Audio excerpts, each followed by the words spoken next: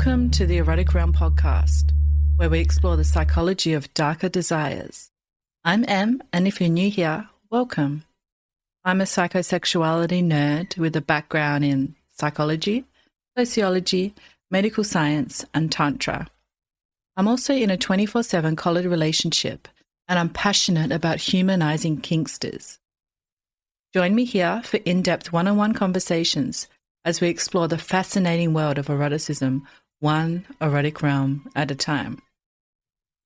If you love what we're doing here in the Erotic Realm, I'd like to ask you a quick favor. Can you follow and rate the show on Spotify? It helps the show reach more people like you. And if you haven't yet, I'd love if you could subscribe to my Substack, Psychology of Desire. This is where I go even deeper into the science of symbolism, of desire, archetypes, and erotic evolution. You'll get access to articles, unique surveys and research, and behind-the-scenes access to everything we're building. Visit psychologyofdesire.substack.com. I'll see you there. And now for today's episode. Before we get started, I have a quick idea to run by everyone. I'm thinking of starting up speed dating for kinksters online. I would love to help people find their kinky partner. And at the moment, I'm just gauging interest and seeing how many people would be keen for kinky speed dating. So if this is something that interests you, I'll put a link in the episode description for a form that you can fill out to show your interest. I collect a little bit of information about you and what you're looking for. And once I receive enough interest, I will let you know next steps. It's really exciting. I'd love to help you find your kinky partner if that's what you're looking for. I have some exciting news to share. The Erotic Realm has officially signed with True Native Media. This means ads are coming to the podcast. So for the next few months, they won't be host-read by me. Part of the deal is that the network will be running their own ads during this early stage. But don't worry, this is temporary. Once that period is over, I'll be moving into host-read ads, which means I'll have more control, choosing sponsors that truly align with our mission. And that mission hasn't changed: to humanize kink, to explore the psychology of desire, and to spread these conversations even further. Sponsorship makes that possible. It allows me to keep producing high quality, taboo-breaking content, and it helps this podcast grow beyond what I could do alone. So, thank you for bearing with me during this transition, and thank you for being part of this journey. Every rating, share, and subscription fuels the reach of the Erotic Realm. And this is just the beginning. Now back to the show. The following conversation is with MsSugarSpice, a 55-year-old Domme, cuckoldress, writer, and soulsexual based in Australia. She lives in a 24/7 female-led relationship where power, discipline, and intimacy weave together into a life of freedom, creativity, and healing. In this episode, we explore the evolution of her erotic identity, from wallflower to outspoken dominant. We talk about what it means to live as a cuckoldress, why post-menopause sexuality is an untold story of erotic explosion, and how kink became a tool of healing after years of silence and repression. Whether you're curious about female-led relationships, fascinated by the psychology of sadism and cuckolding, or exploring your own erotic power later in life, this conversation offers both depth and liberation. Enjoy. Hi, everyone, and welcome to the Erotic Realm Podcast. Today, I'm happy to be exploring the erotic realm of MsSugarSpice. Welcome, MsSugarSpice. Thank you for having me. It's an absolute pleasure. So to get started, we'd like to get an idea of who you are outside of kink. So what fills your days and how do you describe the life that you've created? Okay, so I work in the community services sector Mm-hmm. And I have done that for a considerable amount of time, but I have actually changed age brackets and I'm really enjoying that.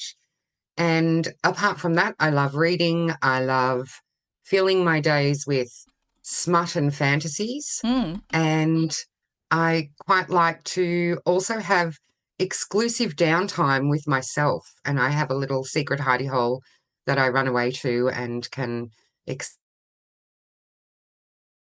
all sorts of thoughts and dynamics uninterrupted, which is, I think, really important in this busy day and age. It sure is. Lovely. So now I'd love to get into the spicy stuff and dive into your erotic realm. Who are you when hmm it comes to your eroticism? So I identify as a lifestyle dominant, Mm-hmm. and that was something that I never foresaw in my earlier years. I never would have believed if somebody had have told me I was dominant, because I really, when I first stepped into the kink realm, I really believed that I was submissive. Mm. And that was because I'd come from a very traditional monogamous relationship where the woman is submissive and, keeps the house and attends to their partner's every need. And then when I found myself divorced and a parent of a very young child, I decided that I wasn't going to live that life anymore because I'd felt that it was a lie. Mm. And so I started to investigate all sorts of things. So not just kink, but kink was the one that landed for me. Okay. So how did you discover that you were kinky? Was that something that you already knew before that, or was that something that you explored after your divorce? No, there had always been aspects of some form of kinky sexuality in Mm. my life. However, it wasn't an informed consensual dynamic. It wasn't any formal things. And then when I was newly single with a young child who goes to bed early and I was a little bit bored, I would start reading things and go, oh, this is really interesting. And then I started meeting some people on some apps and exploring. And I was very fortunate that I found some really lovely people that lived quite locally that helped me explore that. And, after my very first kink scene, they sat me down and informed me that they didn't believe I was submissive and that, in fact, I was dominant. And I said, that's a lie, Oh. and continued to explore that bottoming side of things.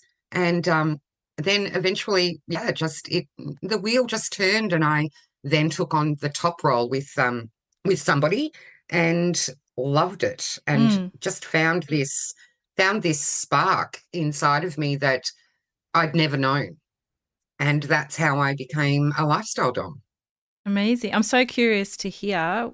Can you share more about what that first kink scene was and what the people that witnessed you in that saw, why they were telling you that they didn't believe that you were submissive? I think it's because I'm quite an outspoken person, and I've been told quite frequently I'm quite intimidating, Mm-hmm. which always shocks me because I'm actually quite shy in person. So I always find it a little bit challenging when people say I'm intimidating, and I'm like, okay, I don't know where that comes from, but all right, if that's your experience, that's your experience. But I suppose we had a play, but then afterwards I was like, well, if we had have done this, or maybe next time we can do it this way. And I think it was also just the way I held myself, and especially because it was with a dominant and his slave. And I found myself wanting to direct the slave in the dynamic. Right. And obviously, because I was there as a submissive, I wasn't supposed to be doing that. But yeah, they sort of planted the seed that then made me go, oh, okay, like there are other options for me. And because I was doing a full deep dive exploration of myself and, trying to shred every um, preconceived idea of what I was as I sort of rebuilt my life, it was very easy for me to quite honestly explore the reality of what I really wanted. Mm. What an amazing journey. And you said that you also live in a female-led relationship now, 24/7. Can you share Yes. with us what a female-led relationship looks like? We've had femdoms on the podcast, but I don't think we've had a female-led relationship before. Oh, okay. So for us, and every FLR looks different because obviously the negotiated terms are quite different. So my relationship is with a brat who is also a service top. So for a lot of people, they get very confused about our dynamic. But that's fine because it's our dynamic. Mm-hmm. So in our relationship, all of the decisions about our life, what we do, how we spend our time, who we spend our time with, and just the day-to-day living stuff. It's all my decisions. So I am the ruler of the home. I am the person who makes all of those decisions, and he very dutifully and beautifully complies to all of them. Mm. And obviously we have really open communication. And if he fundamentally disagrees with me, he has the right to speak up. But he actually likes the fact that I am the person that makes those decisions. I've removed them from him. So therefore, he is more dedicated to service and ensuring that my life is happy rather than complicated. Mm-hmm. I was looking for the right word there. Yes, he's made my life less complicated. So what is it about your relationship that people find confusing? Was it the aspect of him being a service top? Yeah, and that's Mm-hmm. the ongoing issue that a lot of people have, because he is, when he's out in public, he is a service top and he is quite toppy and he's quite sadistic. But then, the flip side of that is in our private life, he's very submissive and Mm. he does everything to ensure that, our lives run smoothly. And so that I can have the space and the freedom to be able to, study or read or garden or go out and visit my friends. And he takes care of all the little things. And people find that very confusing because he is quite a energetic character. Mm-hmm. But they don't, because our play is very private between us and our dynamic, people don't see that other side of him. So Mm. sometimes they will actually think that maybe he's the top, and that always amuses me greatly. So if they see you in public, they would see him being like the more extroverted service person in the relationship, and therefore they see that as the more dominant. Is that correct to say? Absolutely. Mm-hmm. Yeah, yeah, yeah. Mm-hmm. And obviously people who know us know, that that's not the case. But Mm. especially when new people come in, and, he's quite well known for, his style of play. And when new people come in, they're actually quite shocked that he identifies as submissive and that he's in a female-led relationship. Mm.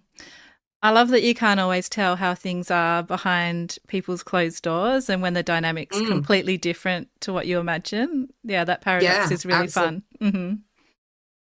So how did you meet your partner? Yeah. Were they part of the kink scene? Did you meet your partner while you were exploring the kink scene, or was it a more vanilla setting? Yeah, I actually met him at a kink event, and it was when I was very first exploring kink, and he was doing electro play, and I just wanted to try it. I just wanted to know what it was like. So he actually did electro play on me the very first time I met him, Mm-hmm.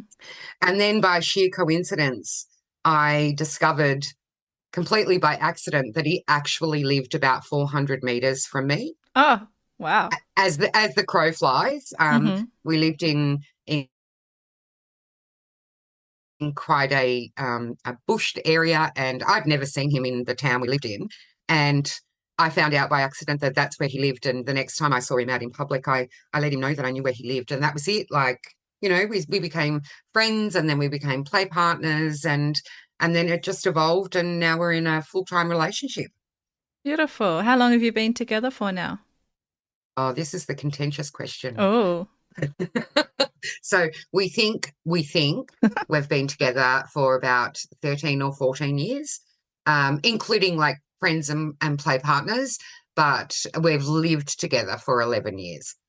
okay. So what's the think part? You can't quite remember exactly the year that No, you met? we no, we can't. We I can't. love And that. and all our friends go, "Oh, this is so ridiculous. Like, you surely can remember." And we're like, but we were friends for a really long time. And Mm, like, so we don't actually know when the dynamic shifted from being friends to, to play partners to then, you know, more. hmm. So yeah, we just say around 15 years, but we're not sure. Oh, that's really cute. I love that it was such a natural progression, that it's not a solid line between the two. Mm-hmm. And it was something actually that I wasn't even looking for, Mm, because I'd been in a long-term relationship and I'd sort of decided that I wasn't going to commit myself to a long-term relationship again and, put all my eggs in one basket and potentially lose myself to a dynamic. So, yeah, the fact that it just evolved very fluidly and very naturally and very easily was the thing that just went, yep, this is what's going to work for us. mm. Yeah, it's lovely when that happens. Now, Mm, you also describe your sexuality with a term that I don't think I've come across before. You mentioned being a soul sexual.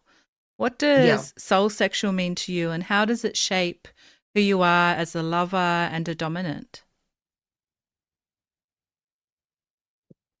Yeah, so it's a really interesting concept actually. I like to I like to get to know people's inner spark Mm, when I'm playing with them, and I'm mostly attracted to people who are really in touch with their emotions and a little bit of their higher self. They don't all have to have done the work, but to understand how the mechanics of them work. And that, not all of our decisions have to be, based on books or facts or common philosophy. Some of it just can be innate feelings that have no descriptors attached to them. And so those people that have done that really deep soul work and understand themselves on I'm going to say a cellular level, is I'm just really attracted to people that think outside of our physicality and, you know, up into the realms of what's possible and what is unexplained in this world. mm, So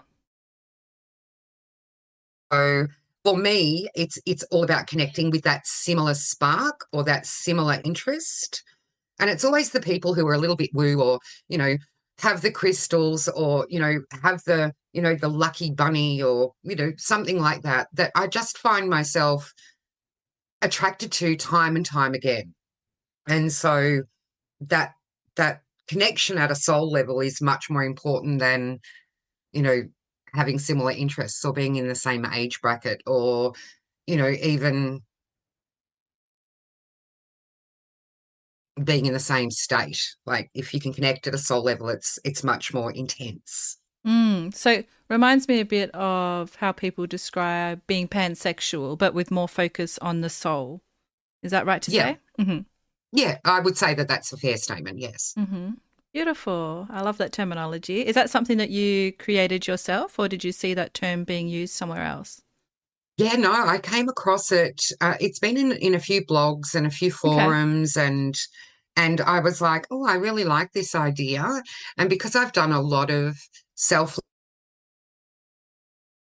love work and, deconstructing the ego and all of those things, I really felt like that descriptor attached to me rather than me choosing it. Mm, I love it. Okay, so Miss Hmm. Sugar Spice, the tradition that we have on the podcast is exploring a quote with you. And today's quote is from Esther Perel, who, of course, Hmm. is a well known relationship guru. So she writes, "The quality of our relationships determines the quality of our lives." I'm curious to hear from you how much you agree with this quote and if you specifically feel that the quality of your kink relationships directly fuels the quality of your everyday life, and if so, how? That's a really lovely quote. It is. I would 1000% agree that the quality of your relationships reflects the quality of your life. So, having been in a kink relationship that is highly negotiated and lots of open communication, I have a really high quality relationship, and therefore that reflects onto my life. I'm happier, I'm more fulfilled. Whereas being in a traditional marriage, which I was, where the quality wasn't that great, it directly reflected into my level of happiness, my level of engagement. And I just think that by being really true to myself and being able to express every part of myself in a kink dynamic means that I'm more authentic, and therefore I'm presenting more authentically into the world. Mm. Would you say one of the biggest differences between those two types of relationships would be the negotiation that occurs and continues to occur in kink relationships? Oh, most definitely. Most Mm-hmm. definitely. I think just the level of communication skills that a kink relationship requires means that there's nothing hidden in a relationship. You can be 100% honest with everybody, Mm-hmm. and you can dissect it if you need to, openly and non-judgmentally. Whereas in my previous relationship, that was not even something that would be considered. Mm. Yeah, I imagine like with most marriages, it's more about people have these preconceived expectations about how things will go, and there's not much communication around what those expectations are. Mm-hmm. I believe that currently there's a movement towards more communication, and Yes. definitely, I can see marriages that are functioning at a similar level to, communication and open communication, which I think is a really big step forward. Mm-hmm. Um, yeah, but yes, definitely the communication levels in a kink relationship and the managing of each other's emotions and mental health and spiritual health and sexual fulfillment just makes the entire prospect of your life much more enjoyable. It sure does. Mm-hmm. Something that isn't spoken about much in our society and that you mentioned you'd like to speak about is the impact of menopause on women's sexuality. So you said that you'd like to share more about your Yeah. experience with this. I'm so curious to hear from your point of view what you'd like to share. Okay. Yeah, so I was very unfortunate that I went through quite an early menopause, Mm-hmm. and you know, all of the information that I could access basically indicated that it was like the end of my life. Mm. I would have no sex drive. I would have no, desire anymore. I was becoming the crone at quite an early age. And, the crone in society is the old woman who then cares for everybody but has no life of their own. Mm.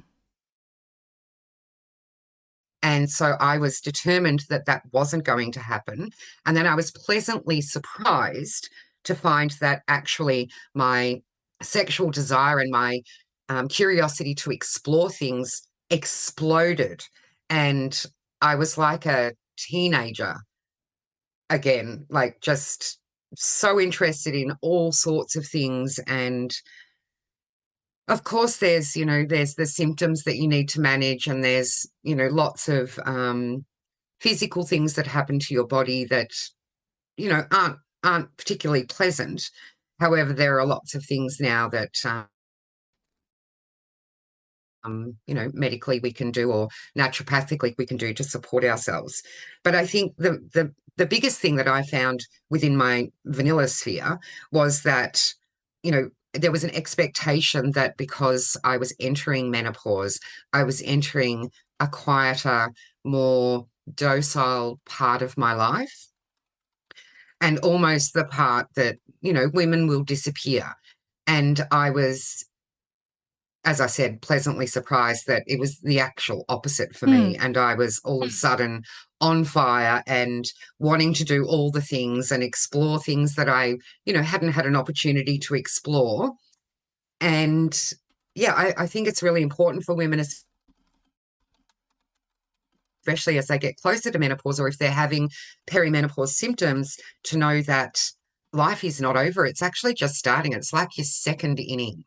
And I watch too many women shrink away when they are starting menopause. And for me, it was like the turning of a key to a whole new life that I just didn't even think was a possibility. Yeah, I've heard from quite a few women now that have had your experience of their sexuality exploding after menopause. Why do you Mm. think we as a society focus so much on the negative? And do you think the focus on the negative is one of the reasons why so many women struggle with their sexuality? Do you think they're kind of leaning into that narrative because they're not accessing this other narrative of it being a time of sexual exploration? That's a really good question. I'll start at the beginning. Mm-hmm. I think that as a society for such a long time, and I know that there's movements now that are trying to change all of this, but we have celebrated youth and celebrated fertility for so long. Mm. And, the bright, sparkly new, addition of everything.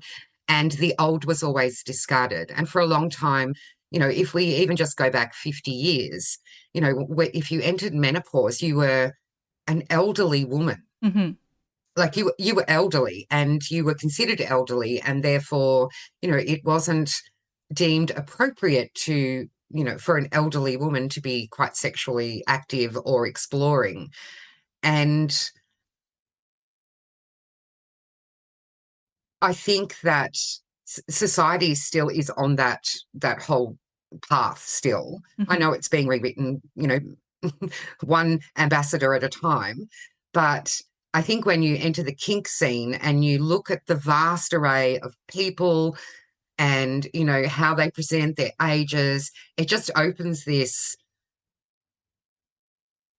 it opens a whole new dimension, really, of what you can do and how you should be feeling. And it allows a lot of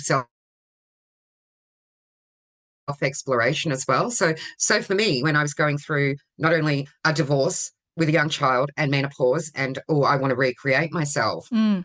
I had these like tentacles reaching out to me to say, hey, you can still do this, you can still try this, you're still, a young woman, you're still desirable, which was the complete opposite to what society was telling me and what my elderly family was telling me. They were saying, oh, now's the time to calm down and, Uh, you shouldn't be doing these things. And yeah, so I don't know, I just say go out there and like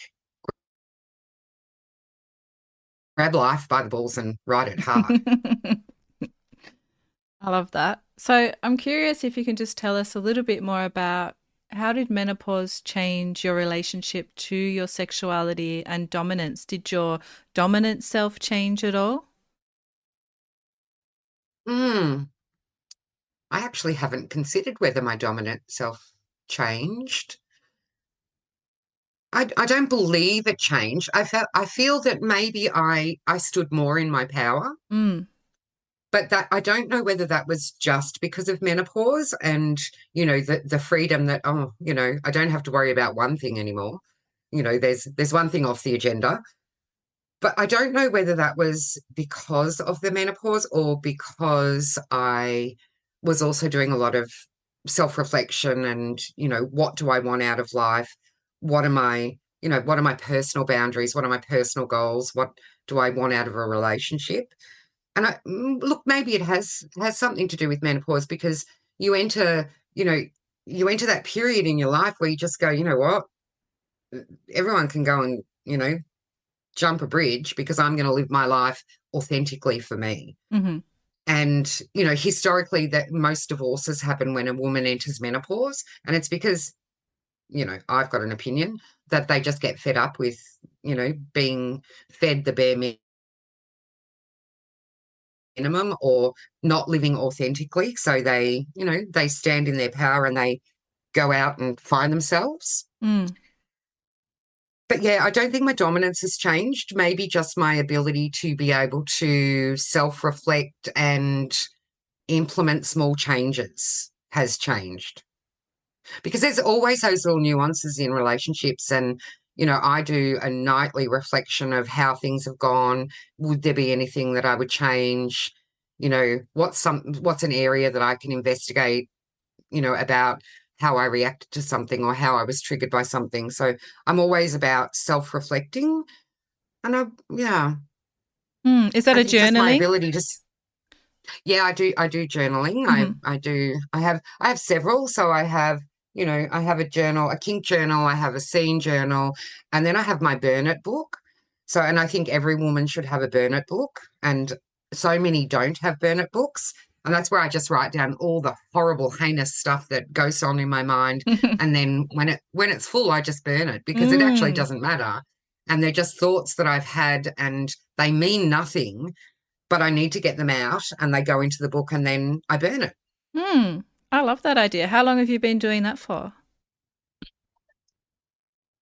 Um, Realistically, all my life. Oh, wow. And, but, there are periods where I didn't necessarily use the burn it book, but then probably when I turned 40, I started to really use the burn it book again because I was going through a lot of very big emotions Mm. that needed somewhere to go other than staying and circling in my brain. Mm. Mm. Yeah. I've journaled before just on pieces of paper and burnt it, but I've never had a burn it book, so I might adopt that. Thank you for that idea. Yeah. Mm-hmm. You're welcome. I think everybody should have one. It sounds like it. Okay, so you touched on it a little bit earlier about your marriage and the difference between being married and your female-led relationship. And it's my understanding Hmm. that your life stories moved through abuse, marriage back to abuse, and then into the freedom and kink that you're experiencing now. And you mentioned that kink has been a healing tool for you. I'd love to hear more about this intense journey that you've been on and specifically how kink became a tool for healing throughout this journey. Yeah. I know that a lot of people frown upon the idea that kink is a healing journey and that kink shouldn't be used for healing. And, I'd like to reiterate that I also have a therapist. However, I just found that being in touch with my body in ways that I had never experienced before helped me to work through some really big hang-ups and emotions that I had around my body and what my body was for. So I did come from a background of really quite extreme abuse, and like so many people do, it's quite often something that makes you remove yourself from your body because your body's been used in ways that, aren't pleasant and are not pleasant to think about. Mm. And then to escape that and get into a marriage that, although not physically abusive, was quite emotionally abusive, to then become an independent woman who made decisions about my body, how it was used, and to be able to sort of reframe my mind about sexuality and about decision making was really quite an intense process to go through. And even just little things like if I was having a particularly bad time with managing what was quite a complicated divorce and just being able to use impact or, a really good spanking to be able to let those emotions go. I always felt that I held on to my emotions quite tightly. I was never a crier. people didn't know what I was experiencing because I kept it very internalized. Mm. And to have those physical things occurring to me allowed me to express emotion that I'd been too fearful to let out in case I uncapped the volcano. And so that was my biggest fear. Like, if I uncap this volcano, how am I going to like get it back in check? Mm. And so with the help of a really experienced dominant, I was able to, have a session where tears was the only goal. I didn't Mm-hmm. care how we got there, but for me to be able to cry uncontrollably and let these tears out in a non-judgmental way was really important. And I think a lot of people forget that, well, they don't know how to tap into those emotions and they're really fearful of letting them out because they're so big that, you know, you don't know how you're going to manage them if you start feeling all the feelings. Mm. And by working with a really experienced, well, couple of dominants actually, not just one, but one in particular really helped me to be able to undo some really weird thoughts that I'd sort of had about myself Mm-hmm. that I'd never explored, and be able to express emotion in a really controlled environment Mm-hmm. that allowed me to say, oh, this is actually okay. This is okay to be, to feel this way or to have this thought or to, be erotically turned on by a spanking. That's okay. Like, as an adult, that's okay. As a child, like, it wasn't okay, but as an adult, that's okay. So, yeah, I just found that I was very lucky in the people that I connected with were really sane and really considerate of my situation. And they worked with me to help me to be able to unpack a whole heap of stuff that I also did alongside. I had a therapist the whole way through who was working through all of these things with me, but, just helped me to unlock my body and Mm. unlock my feelings without shame. Mm. Yeah, thank you for sharing such a vulnerable part of yourself. And I think a lot of people have that fear of not being able to stop crying once they let it all out if they've really pushed it down. So Mm. did the container of kink during that session, did that give you the containment you needed to be able to achieve that, to be able to, you mentioned that there was a volcano you were worried about not being able to stop. Is that what kink offered you in that session as well? Mm. Oh, it was numerous sessions. It wasn't just one. Mm-hmm. I wish I could say it was just one that did it, but yeah, it did. It allowed me a really controlled environment to be able to have emotions or feel feelings or experience pain in a different way that I could reset my brain and say, this person is being really quite brutal with me, and he's causing me to have all of these same emotions that I've experienced previously in my life, but they're happening. And I know that he actually cares for me and he's going to make sure that I'm okay afterwards. Mm-hmm. And I And think that was the difference. mm, and maybe also the fact that you had the power to make it stop at any moment, I imagine. Yeah, because Mm. I was ultimately in control. Mm-hmm. And, that power was very different to anything I'd experienced previously. And it was that's that whole reframe of I'm the one that's in control now. I can say stop. I can say, we've gone too far. And it was respected, was just so empowering. Like, Mm. I can't even explain the level of empowerment that I felt the first time that I said stop. Mm. Well, I used another word, but and it was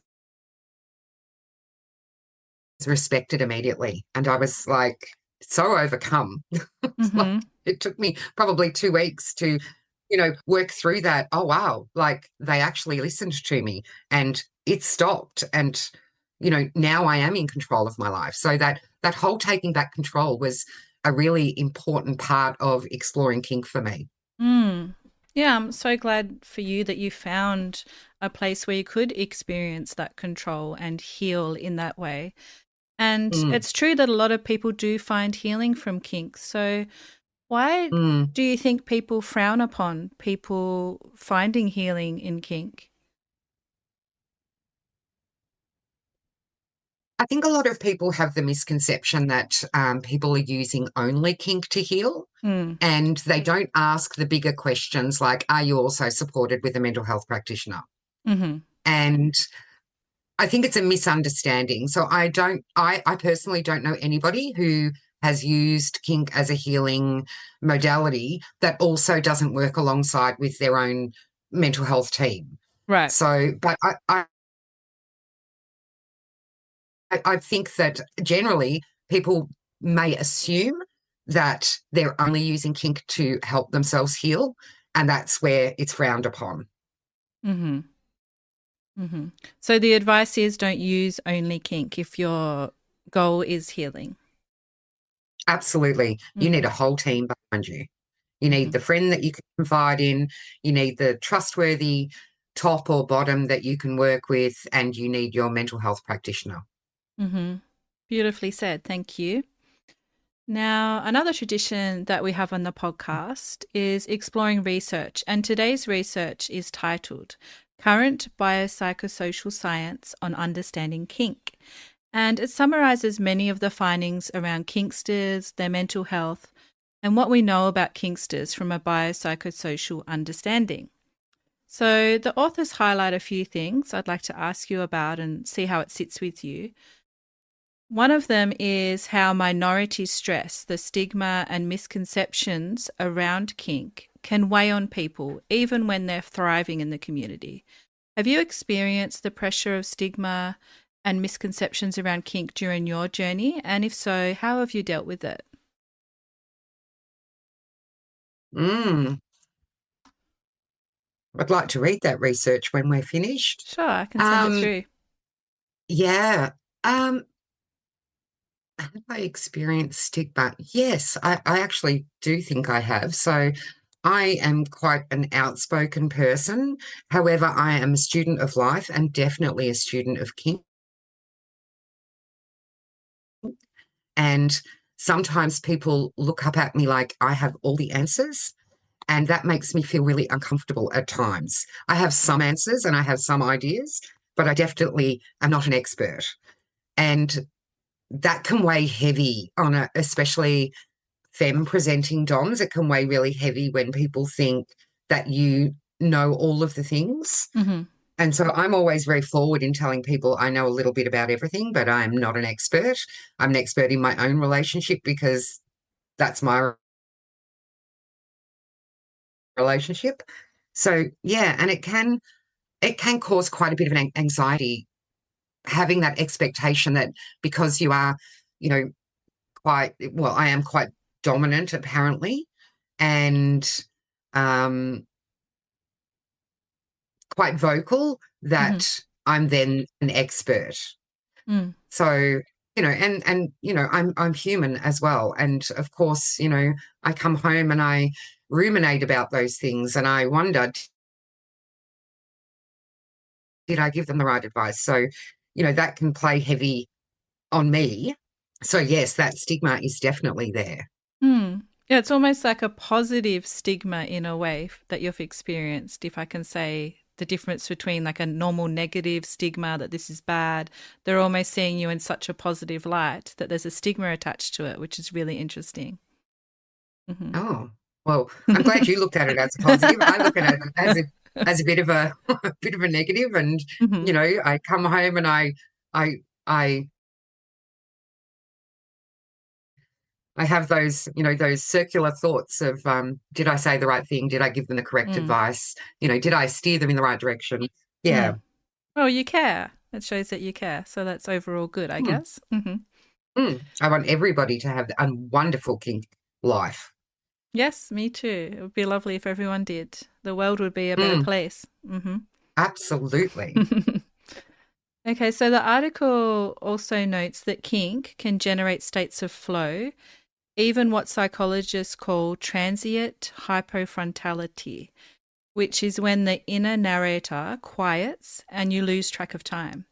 Have you had a scene where that happened? Mhm. And if so, what elements made that altered state possible for you? Mm. I actually am one of those very fortunate people that experience the state of flow quite frequently in play. Hmm. And I can't tell you I can't tell you the script or the equation that is required because it doesn't happen all the time. But when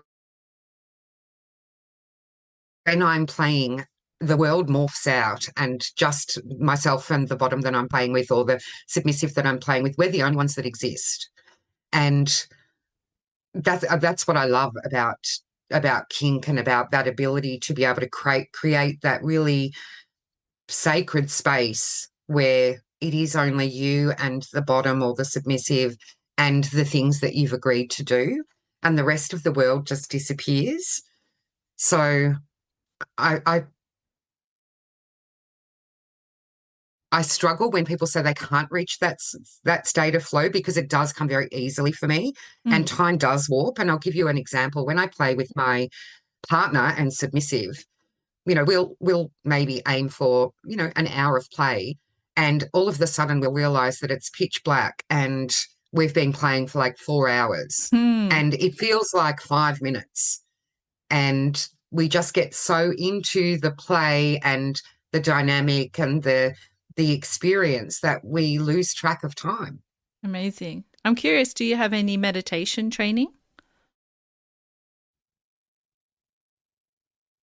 I do meditate quite Mm-hmm. regularly, Mm-hmm. and um, I do, I can zone out quite easily. Like I can actually shut the world off from my brain and just like be with myself quite easily. So I don't know whether that attributes to the fact that I can enter that flow state quite easily. But yeah, I think it helps to be able Mm-hmm. to meditate correctly. Yeah. Mm-hmm. So the authors also argue that kink should be understood as an orientation or identity, not just an activity. Do you agree with this? Do you think that us kinksters have our own type of sexual orientation, a kink orientation? Mm. This is very interesting because I've actually recently been having this conversation with a few people, Okay. and I do believe that kink is a sexuality. So I myself and my partner, we sat down and had a discussion about whether we could live without kink. Mm. And we both came to the conclusion that it is fundamentally a part of us that if it was to be removed from our lives, it would have such a profound effect that it wouldn't be worth it. So yeah, I very strongly believe that we do have a very unique sexuality that involves, all different aspects of kink. It's not just one aspect of kink. It's, the melting pot that makes the kink community so beautiful. Everyone has their own thing, but that makes them uniquely sexually kinky. Mm-hmm. Mm-hmm. So let's chat I more hope I about. answered the Yes, question. you definitely did. You definitely did. Beautifully. I'd like to chat more about your dominant side and the relationship that you have. You Hmm. said that you live as a cuckoldress, which you haven't really touched upon yet. What Hmm. what draws you to this role? What does it bring out in you emotionally and erotically? Hmm. So cuckolding is actually a fairly new part of our dynamic.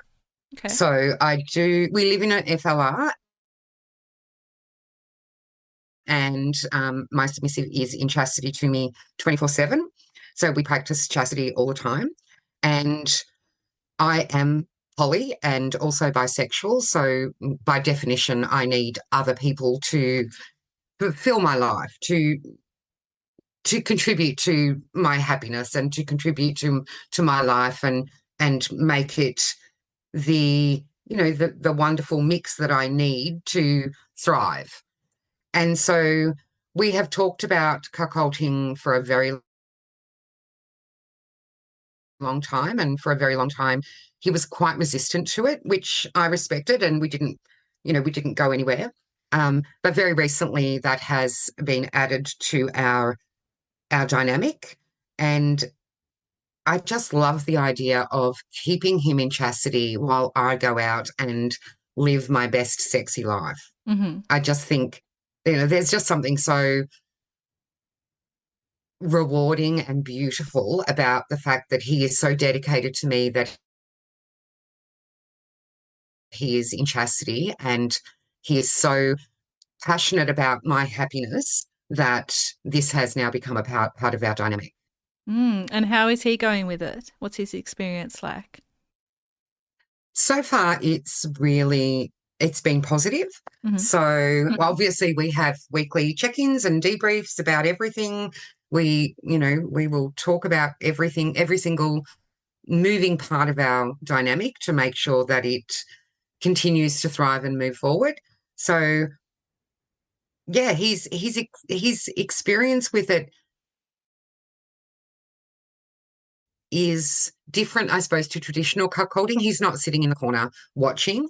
He's at home in chastity, frustrated while I'm out living my best life. Mm-hmm. So it's a little bit different, and everybody's dynamic is a little bit different, and we're doing what is right for us. So, but I like it that he gets all angsty and he wants to hear every detail about my, sexual exploits when I get home. It just makes the conversation so much more interesting. Sounds like a lot of fun. What do you think most people misunderstand about female-led relationships or cuckolding? I think a lot of people misunderstand female-led to be that the females do everything. And my experience when I'm speaking to submissives is they want to be in a female-led relationship where they have no responsibilities. And I think that, porn has not really helped that, because the porn industry makes that very evident to the submissives. So, and cuckolding is the same. I think a lot of people view cuckolding as extreme humiliation, and that's not our practice of it. We don't actually include humiliation in any part of our dynamic. I have nothing but respect for my partner, and, I would never humiliate him for anything that he chooses to do to make my life better. So I think that a lot of people misunderstand that every FLR and every cuckold has to look the same, and it has to look like it does on the big screen or the little screen. And they don't really think that there's a lot of negotiation and a lot of consideration to your partner's happiness and mental health that take place. Yeah, that's so true, because normally you do see and it. that, you can change things. You can, and you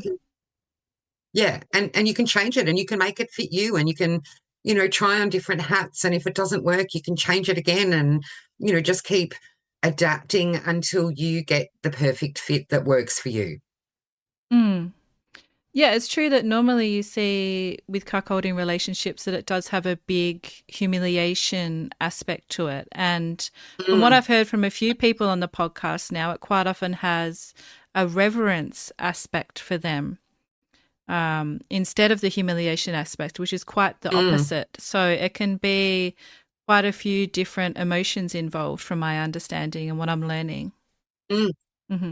Yeah, absolutely. And every person that I speak to in a cuckolding relationship has such a different perspective that, I think if everybody does a little bit more research and see and actually watches cuckold relationships in action, you'll find that everyone has negotiated different rules and different dynamics and different rituals that suit them, and Mm. it's not what it looks like on porn. Mm-hmm. You mentioned rituals just now. I'm curious if you could share with us one of the rituals that you have in your relationship. We have a lot of rituals in our relationship. Oh, It would be really, yeah. So, excuse me, I have a little cough. I might just take a drink of water. yeah, go for it.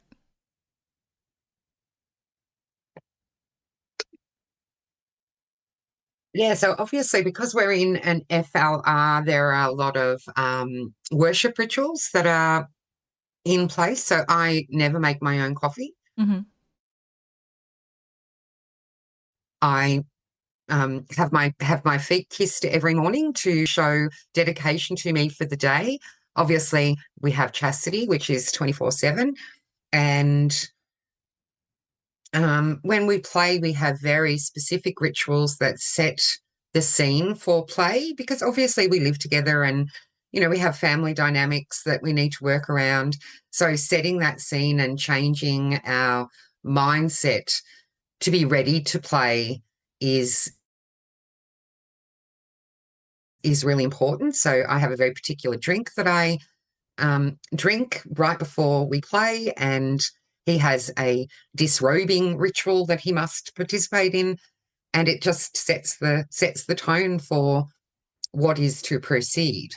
I love that. And I think a lot of people miss that, how important rituals are in changing your mindset and getting you in the mood for these different parts of your Mm, lives. Mm-hmm.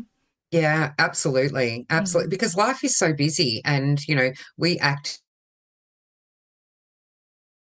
make time for kink, because it can, we're in a 24/7 FLR, but actually play, it can be quite difficult to timetable that in. And we make a real effort to make sure that we play and connect on that kink level regularly. Mm-hmm. And by having these little rituals, it helps us to switch off from the mundane and, you know, enter what is our sacred space. So do you have scheduled playtime? Do you recommend scheduled playtime for kinky couples? Um, we have to be flexible because we have Mm-hmm. other people moving in our house. Mm-hmm. Um, so we have some fun ideas to keep kink alive. And one of them is we have a little jar with play ideas in it. Mm. And so they're things that we can do in 30 minutes. So we can set up, complete, and do in 30 minutes. And, as when we have an opportunity, it'll be like, go and get the jar, pick something out of the jar. That's what we're doing. And then we Oh. start our ritual of this is what we're doing. So that's a fun way that we do it. And then we do have scheduled play scenes. So, where we ask everybody else who is in our home, please be not present. And then we can be free to, use the whole house and play openly. I love the jar idea. I'm going to steal that one as well. Thank you. Yeah, you're welcome. So, as part And of, yes? we also have a little unicorn that has a happy face and a sad face. So if we're in the mood to play, we just put the happy face on, and then we both go, "Oh, Ah, the unicorn's got the happy face. Let's go and play." Yeah. okay. I love that. Okay, so as part of our conversation today, I also asked you to bring along something to share, such as a quote, book, or movie that's influenced your erotic realm. I'd love to hear what hmm you've brought along today. This was really hard. Okay. There are so many influences, but I'll start at the beginning. And my first experience with anything remotely kinky was actually watching the Rocky Horror Picture Show. Mm-hmm. And I was just completely fascinated with the outfits and the dynamics and the open sexuality. And I think I've watched that, movie like every year for like 25 years. And so that was the very first. And then obviously I was born, in, when was I born? I always forget when I was born. So I grew up in the 80s. So I was around when Madonna was exploring, her sexuality, and there was lots of, BDSM type themes in her video clips. And I was always really fascinated by those. But actually what 100% got me was a set of books by an Australian author called Indigo Bloom. And she wrote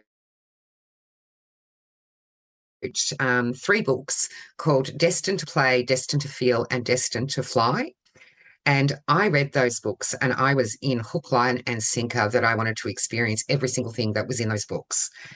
And they're just a really intense exploration of BDSM and total submission to somebody. So that was what those books were, just like life-changing for me. And so after that, I delved into a whole heap of things. But yeah, they were probably the most influential in my life. Okay, amazing. I haven't heard of Indigo Bloom before. I'm going to check that out. Is that one of the reasons why you explore your own erotic writing? Was she one of the influences for that? I've always written, so I've always written things since I was a little girl. I used to write everything, and I'd always be the one entering the writing competitions or, presenting the big poem at the family dinner. So no, I wouldn't say she influenced me to write, but I would say she influenced me to dive deeper into BDSM writing or BDSM, authors. Yeah. Because it's my understanding that you write your fantasies online. Have you uncovered something about yourself or your kinks through your writing practice, or is it more a catharsis for you? I'd say a little bit of column A and a little bit of column B. So I do explore, a lot of my writing is actually lived experience. So it's like documenting, things that I've actually done. Obviously, they're heavily embellished, but things that I've actually done and really enjoyed, I will document and write, sort of like an online journal type thing. And then, so when I'm exploring fantasy, I do unlock sometimes things that I go, oh, I've never really considered that before. But now that I'm writing it, it's really hot and I'd like to try that. So hence, why I'm, actively doing October this year, is that I sort of unlocked a little thing that I'd like a little harem of chastity boys. That would be nice. So yeah, I think it's a constant. I think it's constant if you're constantly diving into your fantasies and seeing whether they're, you can live them in reality, then that's only positive. It sure is. Now, another tradition on the podcast is asking you a question sourced from one of the listeners. And today's question is from a submissive man. And he's struggling with his idea of masculinity and integrating it with his submissive nature. And he wants to hear from a dominant woman such as yourself. Do you view submissive men as inherently weak? Absolutely not. No, not at all. So I view the ability for a man to fully emerge themselves into a role of submission as extremely strong and extremely I've lost my word. I think it just shows that they are really in touch with their own masculinity and not afraid to not only stand in the masculine realm, but also submit to a female. I just think there's so much strength and power in it. And I do think that, again, porn has done men wrong. not all submissive men are weak sissies who, need to be humiliated. Most of them are actually, quite strong and standing strong in their masculinity, but also vulnerable enough to know that what they actually want is to serve a woman or to Very well serve said. a female. Oh, yeah, a female, not particularly a woman, but somebody who identifies as female.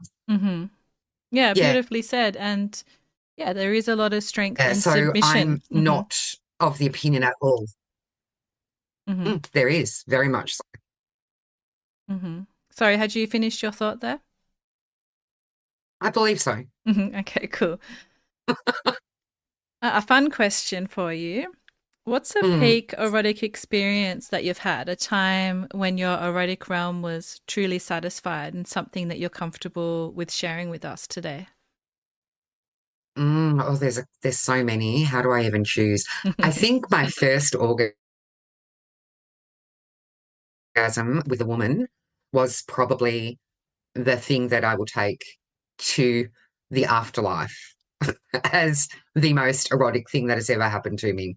So I've always identified as bisexual and obviously did not explore it for a very long time.